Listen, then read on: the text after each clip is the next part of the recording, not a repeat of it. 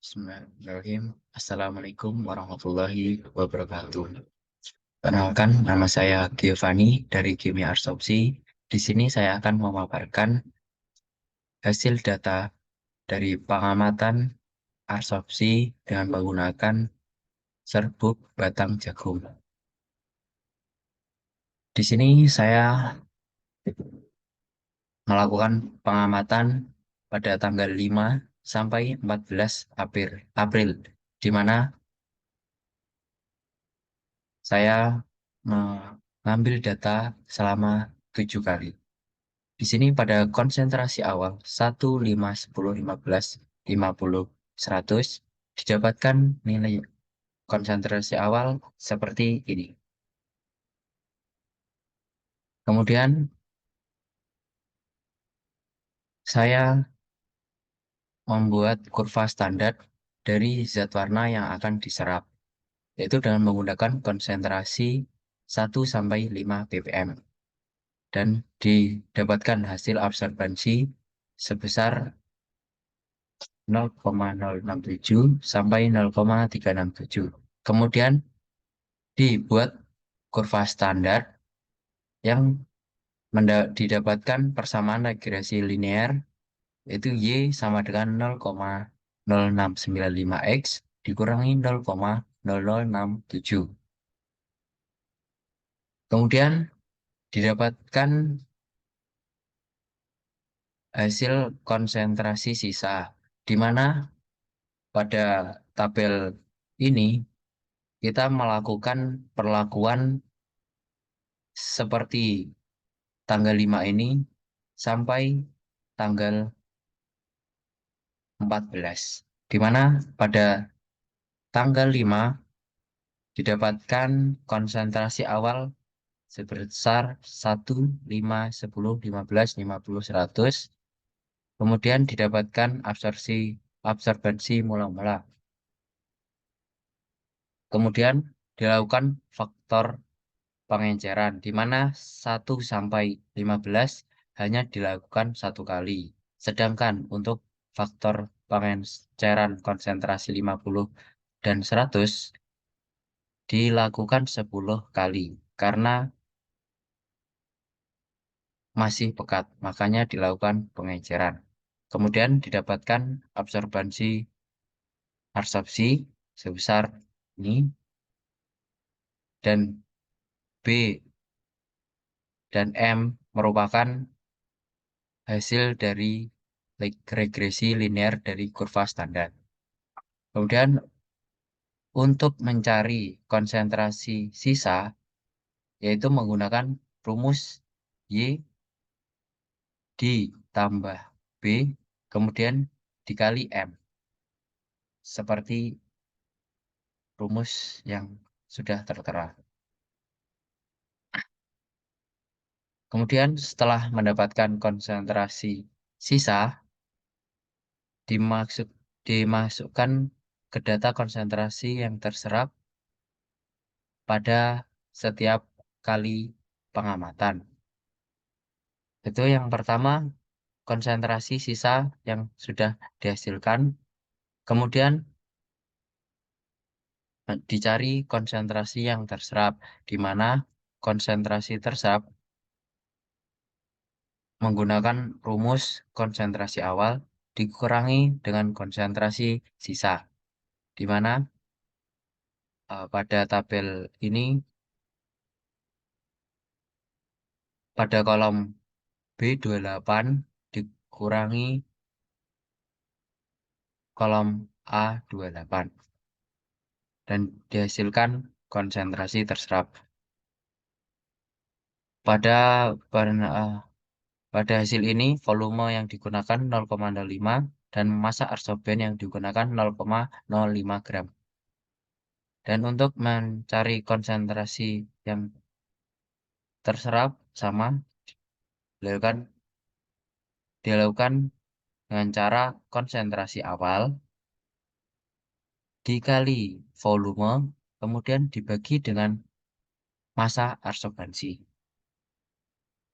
Dan itu dilakukan untuk setiap perlakuan, di mana terjadi bukan perlukan, maksudnya setiap konsentrasi dan dilakukan mengulang pada setiap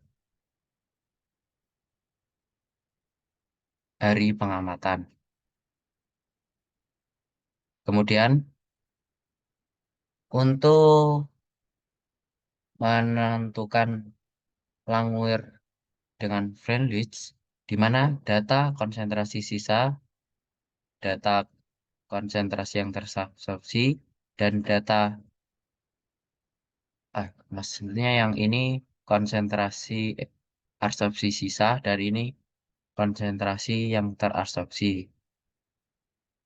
Ini hasil semua ini didapatkan dari penjelasan sebelum-sebelumnya. Setelah itu, untuk menentukan Langmuir dan Friendly's, di mana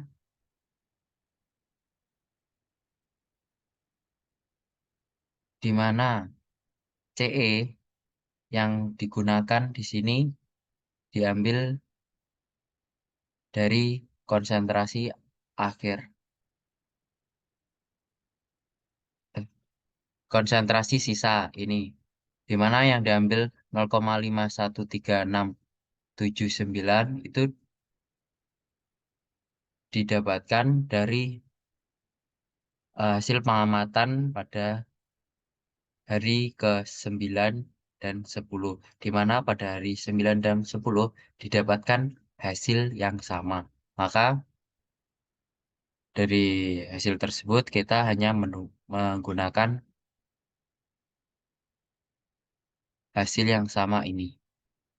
Setelah dimasukkan ke dalam dat kolom ini, untuk mencari Langmuir,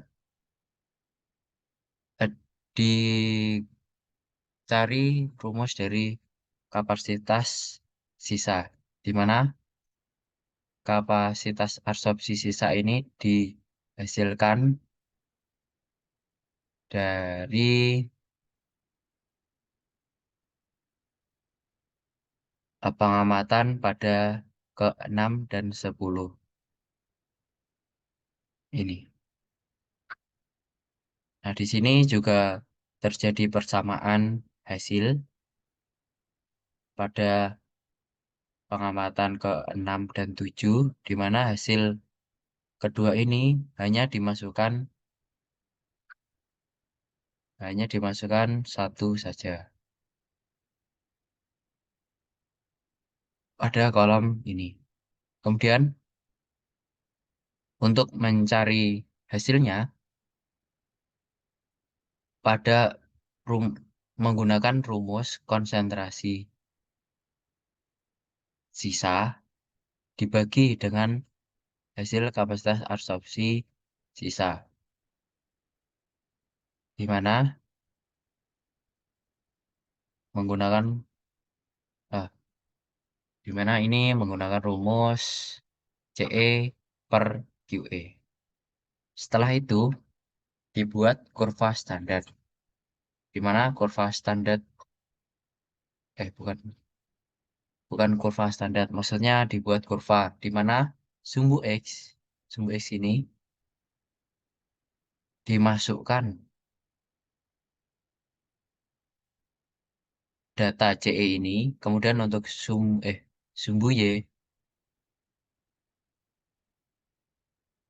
sumbu Y, dimasukkan data CE per QE ini, dan didapatkan garis linier Y sama dengan 0,0135 X plus 2,5464. Setelah itu untuk mencari privilege,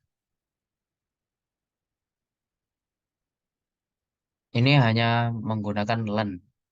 Jadi untuk rumus privilege yaitu untuk mencari len CE dan len GE yang sudah didapat dari hasil sebelumnya ini.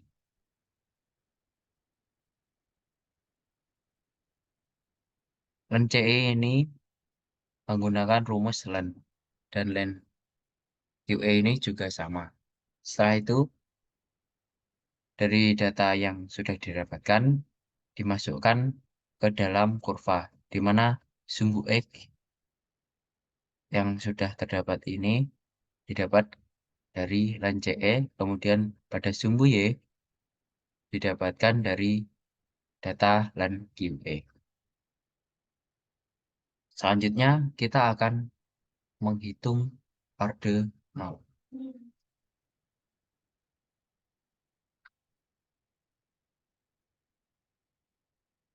Untuk mencari persamaan order 0,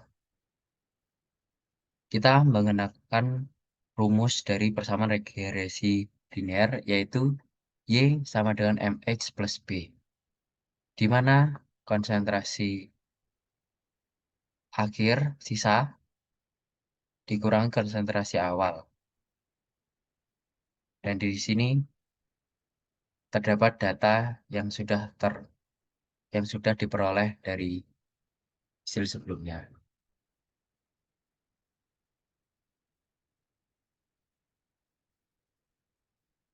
Untuk mencari data uji linearitas untuk ordinal,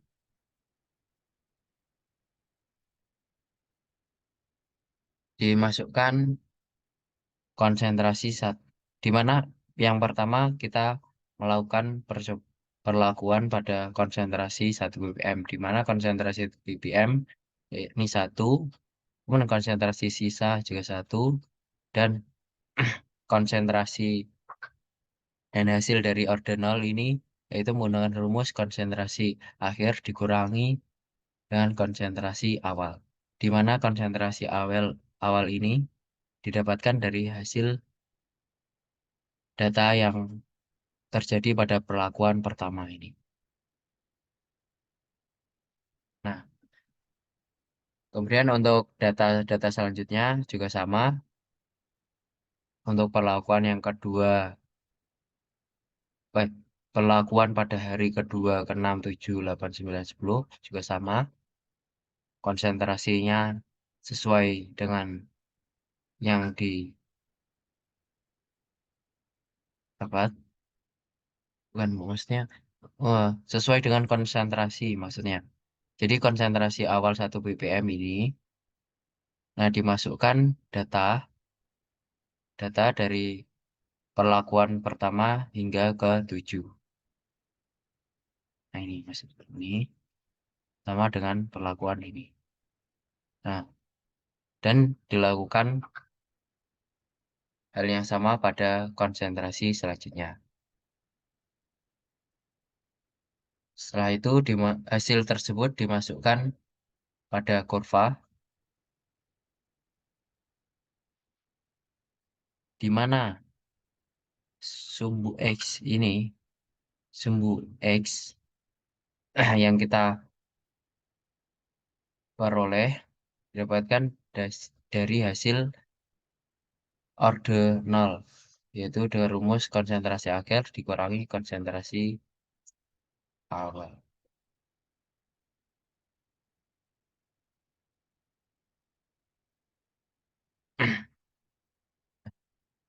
Maaf, salah.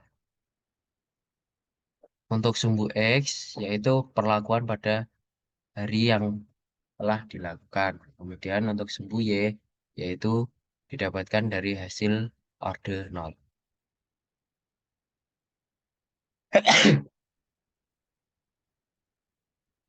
Setelah itu, kita akan membuat persamaan dari orde 1.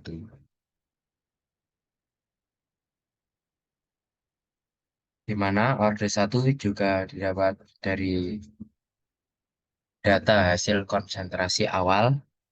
Ini, yaitu persamaan pada orde 1 ini menggunakan rumus len dari konsentrasi akhir, bukan, maaf, rumusnya menggunakan len konsentrasi awal dikurangi konsentrasi ketutupan. Di mana pada data uji linearitas orde 1, pada konsentrasi 1 ppm, konsentrasi ppm ini dapat dari len dari konsentrasi awal dari data ini. Nah, setelah itu dilakukan rumus len. Sama juga pada len konsentrasi awal juga sama. Jadi konsentrasi awal ini dimasukkan pada rumus len dan menghasilkan hasil I ini. Setelah itu untuk mendapatkan hasil orde satu, mana orde satu didapatkan dari rumus len konsentrasi sisa dikurangi dengan len konsentrasi CO. Setelah itu, kita masukkan ke dalam kurva, di mana sumbu X yang merupakan interaksi hasil dari interaksi pada saat kita melakukan pengamatan, dan untuk sumbu Y dihasilkan dari orde satu. Selanjutnya, kita akan mencari persamaan orde reaksi 2, di mana rumus yang digunakan yaitu 1/konsentrasi sisa dikurangi 1/konsentrasi awal. Di mana sama juga dengan yang orde satu dengan orde 2, datanya juga sama. Kemudian untuk rumus untuk mencari reaksi orde 2 yaitu 1/CT dikurangi 1/CO, di mana 1/CT dihasilkan dari 1/konsentrasi awal pada 1 ppm ini. Telah didapatkan, kemudian untuk mencari 1/konsentrasi awal, 1 konsentrasi awal ini. Setelah didapatkan hasilnya, kemudian dimasukkan rumus 1/CT kurangi 1/C0. Dan didapatkan hasil seperti ini.